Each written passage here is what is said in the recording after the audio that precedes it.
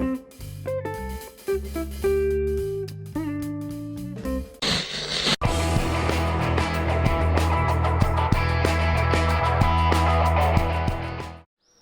welcome to yet another episode of Our Spanish Patio. Today we are dealing with indoor... Oh, so petty. Today we are... Dancing la mamba. What are we doing today? We're gonna go visit your dad, as we do. Oh, indoor plants. Indoor plants that can grow in the dark, in full dark almost. All right, so here's the story. I have I have a father. I have a father. He's a grandfather to my child. He lives in a very small apartment in a place called Campanillas. It's a very, very dark place. The outsides of Malaga. Yeah, in the outskirts of Malaga. And he has no plants. So last time we visited him, Fred here decided to give him some plants, and that's what we're doing today. Yeah, part of our little exercise is obviously to entertain ourselves, as it always is. So Albert likes videoing, and I like plants. So what we figured, next time we go see him, we're gonna video us, get him some plants. Hey, There you go. win all round. So the three plants that I chose were the pothos,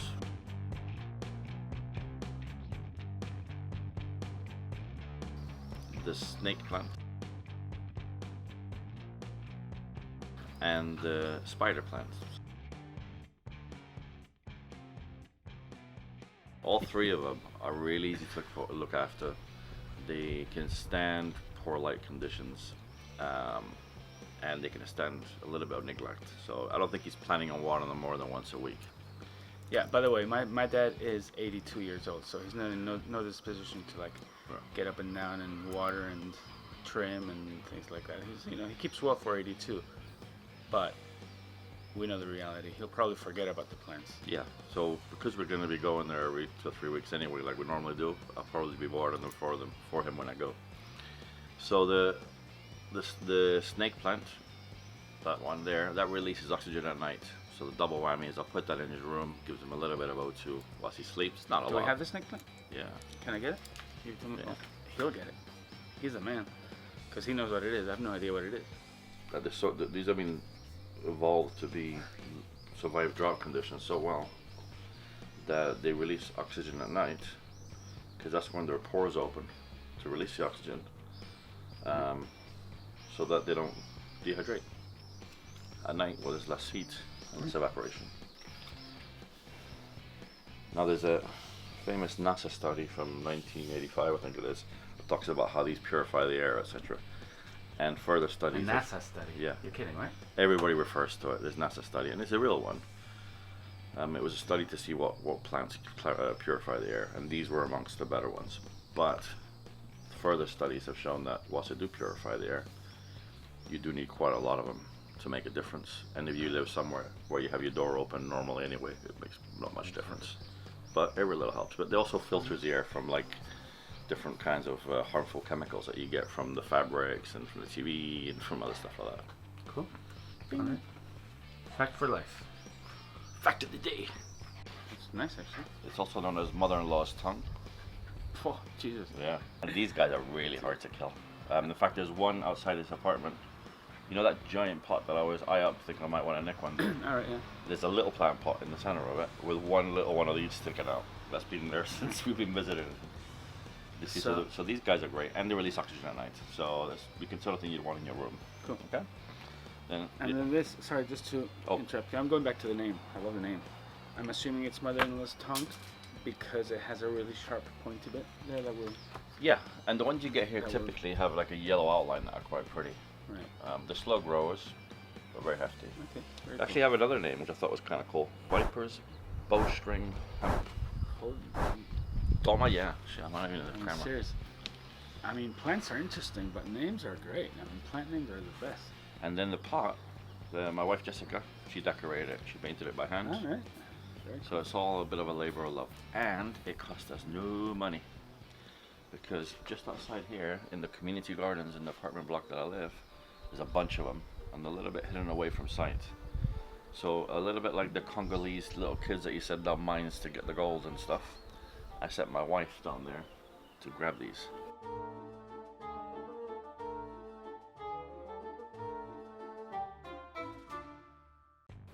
So FOC, free of charge.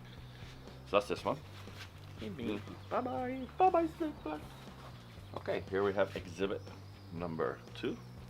Pothos plants in a nice yellow pot, again painted by my wife Jess. And anybody who's had a plant in their house at some point probably had one of these. They're kind of like, you have one, right? We have one, yeah. In fact, you had one in the other house when you had no other plants. This is the one that you had. And in fact, we moved from the other house, and we left it in there. And every time we came back, like every couple of months, it was still there growing. Yeah. It was amazing.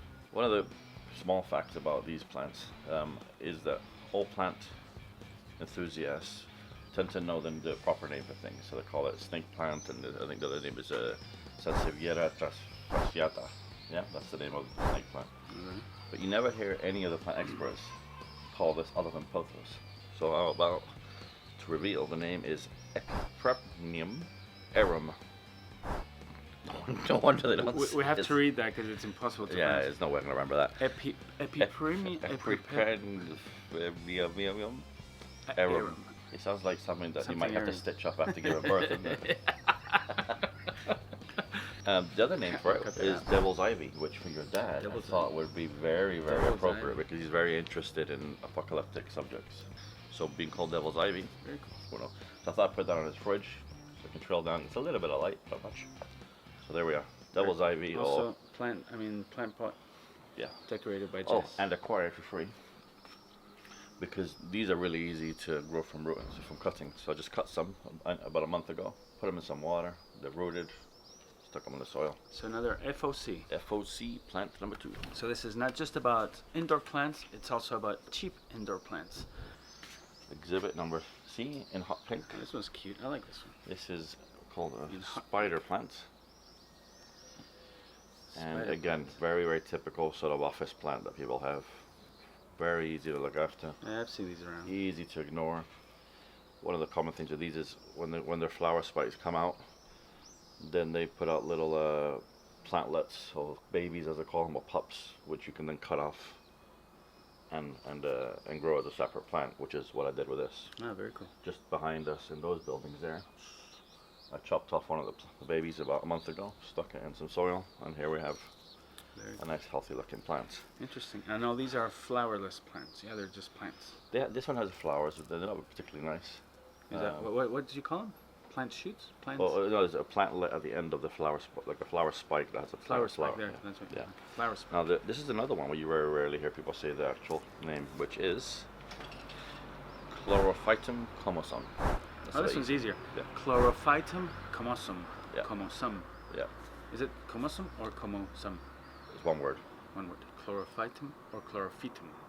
Chlorophytum sounds better, doesn't it? Sounds more hospitally as well. It's a bit like, Like we need some chlorophytum here. The patient's We need epiprenum's burst. Yeah. Okay, we gotta get that chlorophytum out. So here we go. And this was acquired FOC, and this is gonna go by his window on his desk. He was worried about hanging it from the ceiling, like I suggested, in case the ceiling fell down on him. So there we go. So now we're gonna deliver it to him. All right. in Malaga. So let's get going. Let's go to Campanillas City So to 3 see Grandpa. very standard, what you might call boring house plants. For someone that doesn't really want house plants, but I wanted to put some in there for him, so his little place doesn't seem so sad. I love the way you caress the little thing. You gotta caress the chlorophytum or whatever the hell that was. All right, let's go.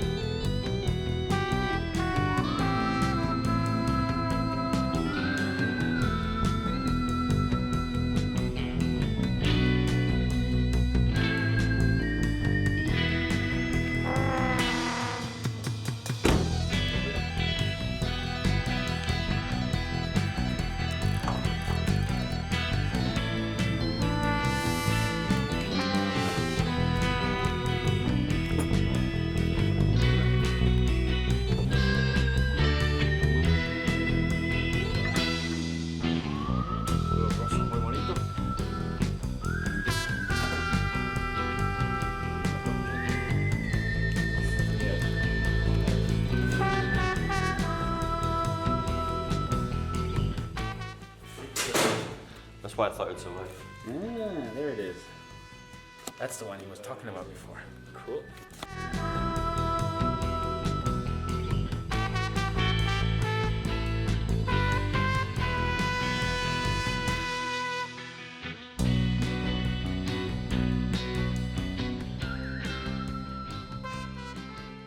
Mission accomplished. We went to Campanillas, delivered the cargo. I must say he was absolutely nonplussed. I don't think he particularly noticed that we went there with the flowers, the plants. Eh? Would you agree? When we left, we said, you better water them. He went, The what? what? Water the what? Hopefully when he sat there tonight, he looks around the room, he'll go, hey, they're pretty. How did they get there? Anyhow, mission accomplished. Good day had by all. His house looks nice. Anyway, now it's evening. And I'm hungry. And I'm thirsty. I could eat. Have Cheers, a beer and a barbecue. Gotta be done. See you next time. Hasta la próxima, caballeros.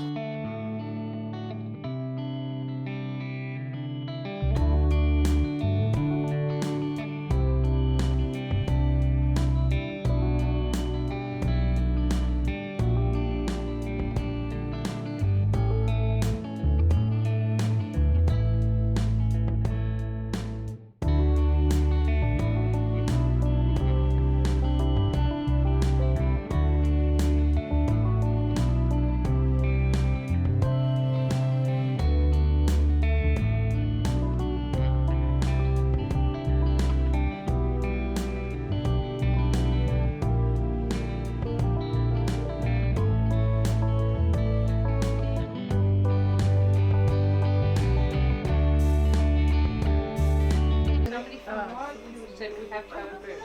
No.